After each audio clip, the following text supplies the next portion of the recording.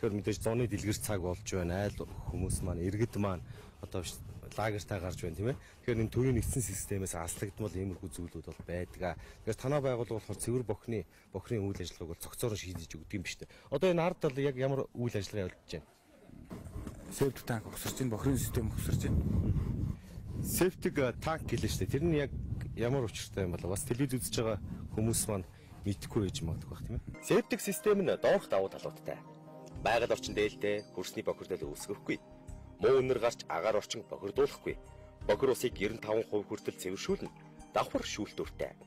Ямар ч төрлийн хөрсөнд суйрлуулах боломжтой. Ашиглалтын зардал багтаа буюу цэвэрлэх давтамж цөөн. Ашиглалтын хэмжээнээс хамаарч 3-5 жилдээ нэг удаас оруулж цэвэрлэнэ.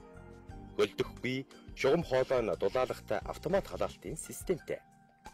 Ашиглалтын хугацаа урт 20 жилээс дээш. Энэ системийг хувийн орон сууц, нийтийн орон сууц, офис, сургууль цэцэрлэг, амралт цэвэрлэл, жуулчны бааз, олон нийтийн газар цойрлуулах боломжтой. Байгаль ямар ч хор нөлөөгүйгээр 50-60% цэвэршүүлж хөрсөнд нь шингэх систем баггүй юу? За. Манай нөхцөл бол маш сайн тохиромжтой. Манай нөхцөл гэхгүй энийг бол одоо жишээ нь Америкийн нэгдсэн улсад гэхэд бол одоо 40 сая септик танк ажиллаж байдаг. 40 сая. Тий.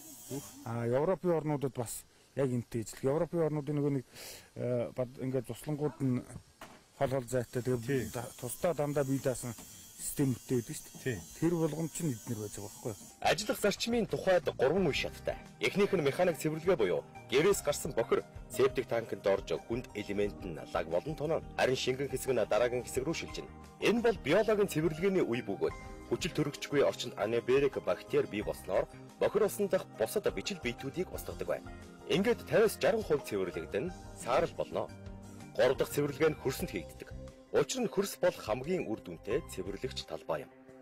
Септик танкнаас гарсан саарл ус хөрсөндөө шингэн зарим бохир хэсэг нь хөрсөнд наалцснаар микробын ялзрал явагдаж цэвэрлэгддэг байна.